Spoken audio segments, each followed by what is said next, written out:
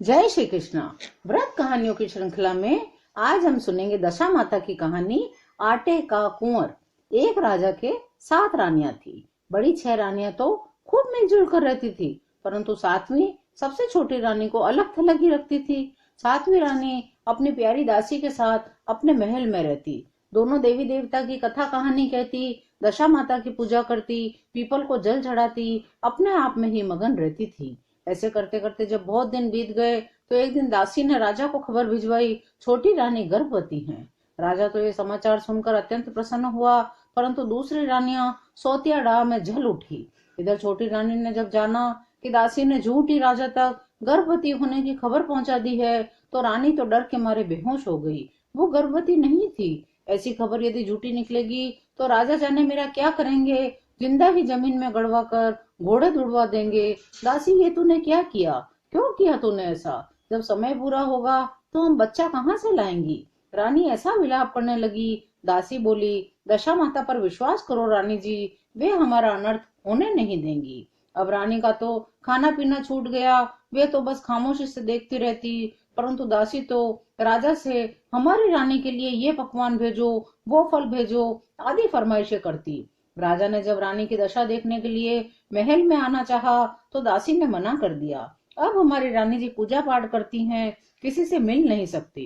कुदरत के नियम के अनुसार 9 माह 10 दिन बीते, रानी तो बेहोश हो गई, परंतु दासी ने खबर पहुंचाई, हमारी रानी जी ने कुंवर को जन्म दिया है, खुशियां मनाओ। राजा बड़ा प्रसन्न हुआ। नगर में उत्सव का सा माहौल हो गया। राजा ने अब अपनी प्यारी रानी और पुत्र को देखने की इच्छा जाहिर की, तो दासी ने कहा, अभी हमारी रानी ने कुंवर की बोलमा कर रखी है। जब कुंवर 5 बरस का होगा तभी आप और दूसरे लोग कुंवर को देख सकेंगे। राजा ने सब्र कर ली। अब दासी कुंवर के नाम से अच्छे अच्छे पकवान मांगती, पाँव में पहनने के लिए सोने के पायल मांगती, सुंदर सुंदर रेशम जरी के वस्त्र मंगाती। कुछ वस्तुएं दशा माता के नाम से पीपल पर चढ़ा देती, पायल वगैरह खुद पहनकर छम छम करती डोलती। बाहर के लोग जानते कुंवर खेल रहा है। लोगों में कुंवर को देखने की उत्सुकता बढ़ती ही जा रही थी। देखते ही देखते कुंवर 5 वर्ष के हो गए। छोटी रानी को दशा माता के ध्यान में ही रहती। हे दशा माता, मेरी तो पहले ही कोई इज्जत नहीं करता था, अब इतने बड़े झूठ के बाद तो मुझे सरेआम सूली पर चढ़ा दिया जाएगा। हे माँ, मुझे अपने पास बुला लो। इस तरह दिन भर प्रार्थना करती रहती। इधर राजा ने कुंवर से मिलने की इच्छा की। दासी ने कहा, राजन, अभी हमारा कुंवर बहुत बीमार हो गया था, हमने बड़ी बोलमा की है। कुंवर जब शादी करने जाएंगे तब फेरों के समय ही आप उसका मुंह देखेंगे। अजीब अजीब बोलमा करती हो, राजा ने कहा। खैर, राजा ने चारों दिशाओं में दूत भेजे। सुंदर सुशील ऊंचे कुल की राजकुमारी की तलाश शुरू हुई। राजकुमारी पसंद आ गई। विवाह की तिथि तय हो गई। नियत समय पर नगर को सजाया गया। हाथी घोड़े सजाए गए। 6 रानियों के लिए पालकियां सजाई गई। अब छोटी रानी ने सोच ही लिया, मृत्यु समीप है, तो दशा माता को जोर जोर से पुकारती अपनी मृत्यु की कामना करने लगी। हे माता, अब तो मुझ दुखियारी का आपके सिवा और कोई नहीं है, अब तो मुझे अपने पास बुला लो। यह कहती हुई छोटी रानी अचेत होकर गिर पड़ी। दासी अब भी बिल्कुल नहीं घबरा रही थी। बोली, राजा जी, आप बारात लेकर जाइए, मैं कुंवर जी को पालकी में पहुंचाऊंगी। फेरों के समय तक वे किसी के सामने नहीं आ सकते।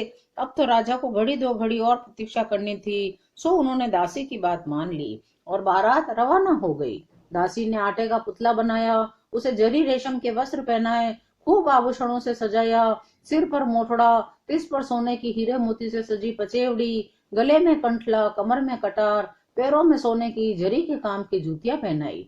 उसने पालकी को दशा माता के स्थान के पास ले जाकर रोक दिया। अंदर से कुंवर को उठाकर पीपल के वृक्ष के सहारे आटे के कुंवर को बैठा दिया। अब बोली, हे पीपल देवता, हे दशा माता, हे डाढ़ा बाबूजी, मैं अपना कुंवर छोड़ कर जा रही हूँ। मैं शौच के लिए जाती हूँ। वापस आने तक हमारा कुंवर असली हो जाना चाहिए, वरना अपने आप को आपके रगड़ कर साफ करूंगी। दासी तो धमकी देकर चली गई। पीपल पर निवास करने वाले दशा माता लाड़ा बाबूजी ने विचार किया, इस औरत का कोई भरोसा नहीं। यदि इसने वास्तव में गंदगी यहाँ आकर पहुंच दी तो अपनी मान मर्यादा तो मिट्टी में मिल जाएगी। लोक में हमारी पूजा होती है, फिर हमें कौन पूजेगा, कौन मानेगा? फिर ये दासी और इसकी मालकिन दोनों अपनी परम भक्त हैं। रानी ने काफी दुख देख लिया है। अब वह अचेत होकर पड़ी है। यदि वो मृत्यु को प्राप्त हो गई तो उसके इतने सालों की हमारी पूजा तपस्या व्यर्थ ही चली जाएगी। इस आटे के पुतले को तो जीवित करना ही पड़ेगा। तब दशा माता ने स्वयं आकर उस पुतले पर अपना हाथ रखा। वह जीवित हो गया। दासी दौड़ कर आई, माता के पांव में गिर पड़ी, पालकी में कुंवर को बिठाकर वधु के घर की ओर चल पड़ी। फेरों का समय हुआ। राजकुमार को दासी ने हाथ पकड़कर लाकर बिठाया। खूबसूरत नौजवान, ऊपर से नीचे तक सजा सजाया, माता का दिया हुआ। लोग ठगे से देखते रह गए, अपनी पलकें झपकाना भूल गए। इतना सुंदर है, तभी इसकी माँ ने इसे बाहर नहीं निकाला। धूमधाम से विवाह संपन्न हुआ। बारात वापस लौट पड़ी। बाजे गाजे की आवाज पास आती जा रही थी। छोटी रानी का हृदय कांप रहा था। उसकी आंखों के आगे अंधेरा छाने लगा। अब उसे राजा सूली पर चढ़ाएंगे, फांसी पर चढ़ाएंगे, घोड़ों के नीचे कुचलवाएंगे, देश निकाला देंगे, जाने क्या करेंगे। हे माँ, मुझे अपने पास बुला लो। हे माँ, मुझे अपने पास बुला लो। बार बार यही कहते कहते स्वयं के महल के नीचे लोगों का हुजूम दिखा तो अचेत होकर फिर गिर पड़ी।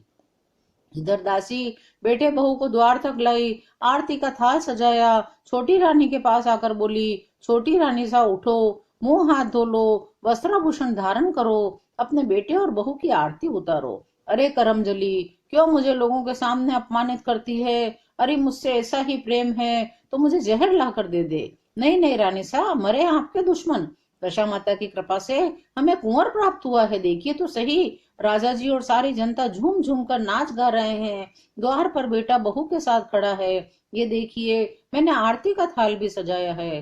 बाकी बातें बाद में समझा दूंगी, अभी तो आप चलिए। कुछ समझी कुछ न समझती हुई रानी दासी के साथ मरे मरे कदमों से द्वार तक आई। देखा तो देखती रह गई। आकाश से उतरा हुआ देवदूत जैसा सजीला युवक और अप्सरा के समान सुंदर उसके बगल में खड़ी दुल्हन को देखती ही रह गई। जैसे तैसे आरती उतारी, सब लोग अंदर आए।